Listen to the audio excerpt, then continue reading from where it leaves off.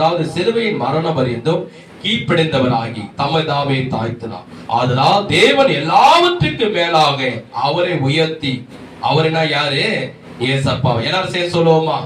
தேவன், சத்தமா சொல்லுங்க, தேவன் எல்லாவற்றுக்கும் மேலாக, சத்தமா சொல்லுங்க, எல்லாவற்றுக்கும் மேலாக ஏசப்பாவை உயர்த்தி இயேசுவின் நாமத்தில் வானத்தோர் பூலத்தோர் பூமி கீழானவருடைய முழங்கள் யாவும் முழங்கும்படிக்கு, சத்தமா சொல்லுங்க, பிதாவாகிய தேவனுக்கு மகிமையாகவும் இயேசு கிறிஸ்து கர்த்தர் என்று நாவுகள் யாவும் அறிக்கை பண்ணும்படிக்கும் எல்லா நாமத்திற்கும், சத்தமா சொல்லுங்க, எல்லா நாமத்திற்கும் மேலான நாமத்தை அவருக்கு தந்தறினார்.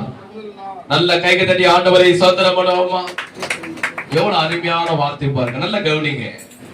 ஏசப்பா பாத்தீங்கன்னா சாதாரண ஒரு மனிதன் மட்டும் இல்ல. இன்னைக்கு நிறைய பேர் நினைச்சுக்கிறாங்க ஒரு நல்லவர், ஒரு தியாகி, ஒரு பரிசுத்தவான், குருடைய கண்களை திறந்தாரு. அது மட்டும் இல்ல, நம் தேவனாய் கர்த்தர் ஏசப்பா தேவனுக்கு சமமானவர், அவருடைய வல்லமைக்கு சமமானவர், அவருடைய அதிகாரத்துக்கு சமமானவர். தேவனாய் கர்த்தருடைய ஆற்றலுக்கும் சக்திக்கும் வல்லமைக்கும் எல்லாவற்றுக்கும் சமமானவர் யார் என்றால் நம் ஆண்டவராகிய இயேசு கிறிஸ்து. ஆனா பிதாவுடைய வலது பக்கத்தில் உட்கார்ந்தவர் அவர். அவர் என்ன செய்யறாரா?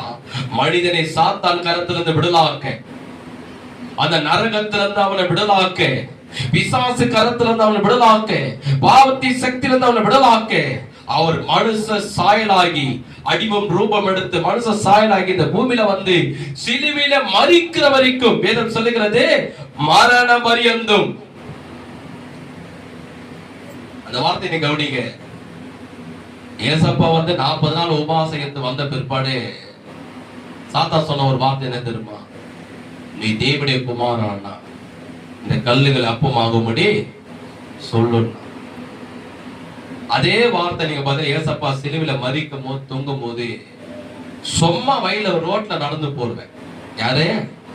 சும்மா ரோட்ல நடந்து போற அவன் சொல்றான், தலையை உயர்த்தி இயேசுவை சிலுவையில தொங்குறாரு. அந்த நேரத்தை பார்த்து நீ தேவனுடைய குமாரனாலா தாழைக்கு இறங்கிவா.